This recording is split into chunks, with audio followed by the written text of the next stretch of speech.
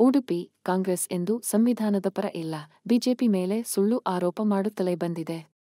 ಅಂದು ಜವಾಹರ್ಲಾಲ್ ನೆಹರು, ಇಂದು ಸಿದ್ದರಾಮಯ್ಯ ಅವರು ಎಸ್ಸಿ-ಎಸ್ಟಿಗಳಿಗೆ ಅನ್ಯಾಯ ಮಾಡುತ್ತಿದ್ದಾರೆ ಎಂದು ಮಾಜಿ ಸಚಿವ ಎನ್. ಮಹೇಶ್ ಹೇಳಿದರು.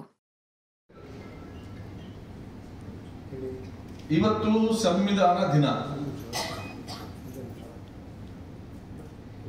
ಈ ಸಂವಿಧಾನ ದಿನ ಇವತ್ತು ನವೆಂಬರ್ 26 ಸಂವಿಧಾನ ದಿನ ಅಂತ ನಮಗೆ ಗೊತ್ತಾಗಿದ್ದು ಯಾವಾಗಿಂದ ಅಂತ.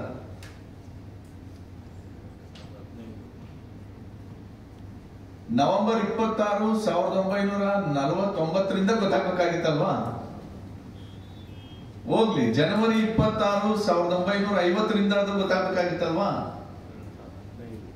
ಗೊತ್ತಾಗಿಲ್ಲ.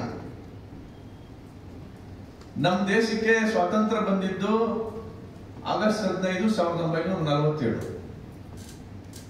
ಮಧ್ಯರಾತ್ರಿನಲ್ಲಿ ಬ್ರಿಟಿಷರ ಗುಲಾಮಗಿರಿಯಿಂದ ಬಿಡುಗಡೆಯಾಗಿ ಗುಲಾಮಗಿರಿಯ ಸಂಕೇತವಾಗಿದ್ದಂತಹ ಬ್ರಿಟಿಷರ ಬಾವುಟವನ್ನ ಕೆಳಗಡೆ ಇಳಿಸಿ ತ್ರಿವರ್ಣ ಧ್ವಜವನ್ನ ಆರಿಸ್ತಾ ಇದ್ದಂಗೆನೆ ಬೆಳಗಾಗೋಷ್ಟೊತ್ತಿಗೆ ಇಡೀ ದೇಶಕ್ಕೆ ಗೊತ್ತಾಗಿದ್ದೇನು ಅಂತಂದ್ರೆ ನಮ್ಮ ದೇಶಕ್ಕೆ ಸ್ವಾತಂತ್ರ್ಯ ಬಂದಿದೆ. ಮತ್ತೆ ಈ ದಿನವನ್ನ ಆಗಸ್ಟ್ 15ನೇ ತಾರೀಕನ್ನ ಸ್ವಾತಂತ್ರ್ಯ ದಿನಾಚರಣೆ ಅಂತ ನಮ್ಮ ಮೆಮೊರಿಗೆ ಹಾಕ್ಬಿಟ್ರು.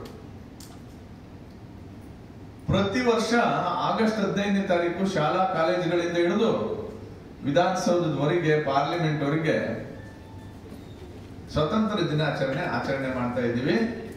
ದೇರ್ಫೋರ್ ಪ್ರತಿಯೊಬ್ಬ ವ್ಯಕ್ತಿಗೆ,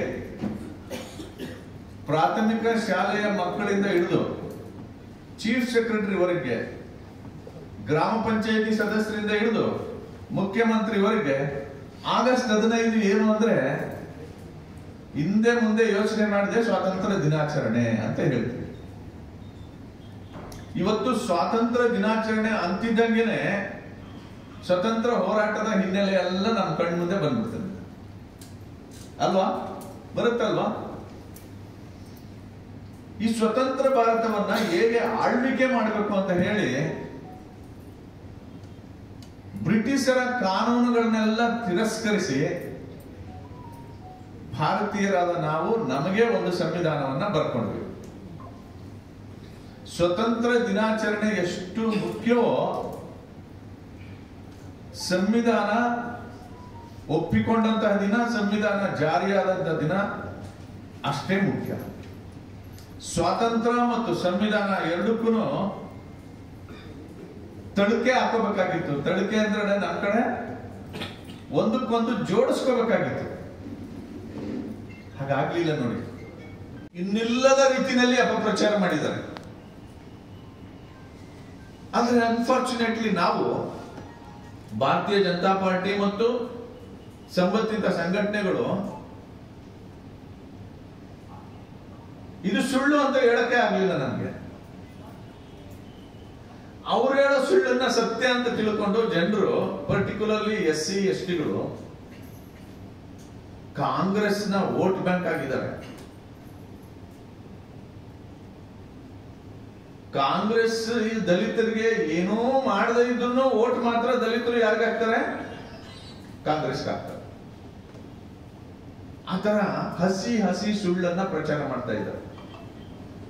ಈಗಲೂ ಸನ್ಮಾನ್ಯ ಮುಖ್ಯಮಂತ್ರಿಗಳು, ನಮ್ಮ ರಾಜ್ಯದ ಮುಖ್ಯಮಂತ್ರಿಗಳು, ಇಲ್ಲಿ ಕೇಂದ್ರದಲ್ಲಿ ಸನ್ಮಾನ್ಯ ವಿರೋಧ ಪಕ್ಷ ನಾಯಕರು ರಾಹುಲ್ ಗಾಂಧಿ ಅವರು ಯಾವತ್ತೂ ಇಲ್ಲದೆ ಇರೋರು ಈ ಸರಿ ಪಾರ್ಲಿಮೆಂಟ್ ಸೆಷನ್ಗೆ ಹೊಸ ಪಾರ್ಲಿಮೆಂಟ್ ರಚನೆ ಆದಾಗ ಸಂವಿಧಾನದ ಪುಸ್ತಕ ಇಟ್ಕೊಂಡು ಹೋಗೋರು. ಎಲ್ಲರೂ ಸಂವಿಧಾನವನ್ನ ರಕ್ಷಣೆ ಮಾಡ್ತೀವಿ ಅಂತ ಹೊರಟಿದ್ದಾರೆ. ಇಲ್ಲಂತೂ ಸಿದ್ದರಾಮಯ್ಯನವರು ಅವಕಾಶ ಸಿಕ್ಕಿದಾಗೆಲ್ಲ ಬಿಜೆಪಿ ಸಂವಿಧಾನ ವಿರೋಧಿಗಳು ಅಂತ ಮಾತಾಡ್ತಾ ಇದ್ದಾರೆ. ಇದು ಸತ್ಯನೋ ಸುಳ್ಳು ಅಂತ ಅರ್ಥ ಮಾಡ್ಕೋಬೇಕಲ್ವಾ? ಸತ್ಯವನ್ನ ಜನರಿಗೆ ಹೇಳ್ಬೇಕಲ್ವಾ?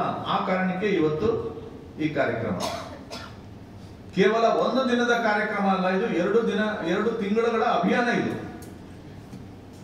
2 ತಿಂಗಳ ಮೂವ್ಮೆಂಟ್.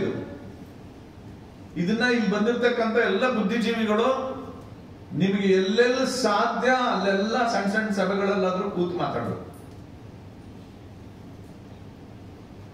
ಸಾಧ್ಯವಾದ್ರೆ ಗ್ರಾಮ ಪಂಚಾಯತಿ ಲೆವೆಲ್ ವರೆಗೂ ತೆಗೆದುಕೊಂಡು ಹೋಗ್ಬೇಕು. 2 ತಿಂಗಳು ಸಮಯ ಇದೆ. ಇಲ್ಲೊಂದಷ್ಟು ಸತ್ಯ ಸಂಗತಿಗಳನ್ನ ನಾನು ಸಂವಿಧಾನ ಹೇಗೆ ಬಂತು, ಅದಕ್ಕೆ ಯಾರ್ಯಾರು ಅಡಚಣೆ ಪಡಿಸಿದ್ರು ಅನ್ನೋದು ಅಷ್ಟನ್ನ ಹೇಳ್ತೀನಿ. ಸಂವಿಧಾನದ ತಿದ್ದುಪಡಿಗಳು ಎಷ್ಟಾಗಿದೆ ಅನ್ನೋದನ್ನ ನಮ್ಮ ಸಹೋದರ